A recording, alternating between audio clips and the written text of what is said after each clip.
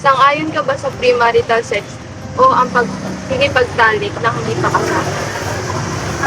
Sa akin po, sa side ko, kasi sa generation ngayon, iba na yung dati na talaga kapag marriage, napakasipit.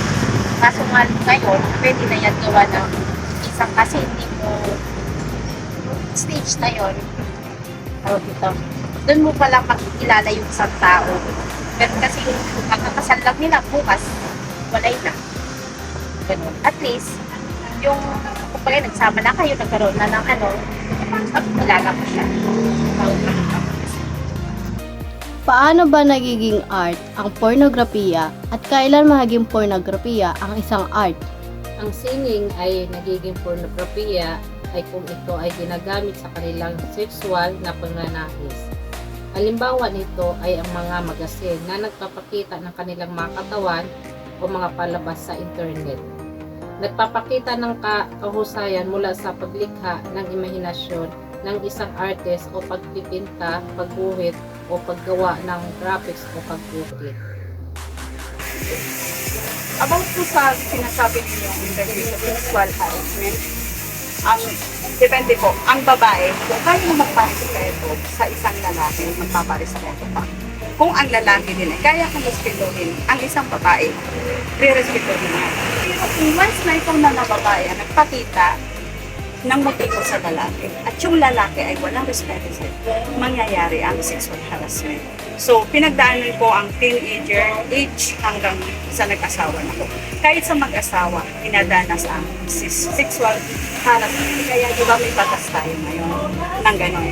So, ang mapapayo ko lang sa mga kabataan, both side, babae man o lalaki ka, respeto, iwas bisyo, number 1. Bisyo ng droga. Once na may droga at inom, doon na mangyayari ang sexual harassment na pinapagawa. Ang pagbibenta ng sarili, laganap na, mapahirap o mayaman man. Ito ba ay may tutulong ng isang profesyon? Hindi, kasi para sa akin, hindi naman lahat ng nagbebenta ng katawan ay gusto yun. Yung iba, kapit lang sa paterin. Kumbaga no choice sila para kaya nila nagagawa yun. Kasi sa panahon ngayon, ayun na lang yung madaling paraan para magkaroon ng pera. Natutunan ko na hindi dapat gawin ng mga tao ang pagbebenta ng sarili upang makahanap ng pera at hindi solusyon ang pagbebenta ng sarili para lang kumita ng pera o makahanap ng pera. Mali ang pagbebenta ng sarili dahil kawalan na rin ito ng respeto sa sarili natin at makasalanan din ito sa Panginoon. Ang aking natutunan sa naitalakay namin ay isang seryosong issue na maaaring magdulot ng matinding epekto sa physical, emotional, at mental na kalusugan ng isang tao. Para sa akin, ang mga issue na ito ay kailangan ng masusing pananaw at sensitibong pananaw.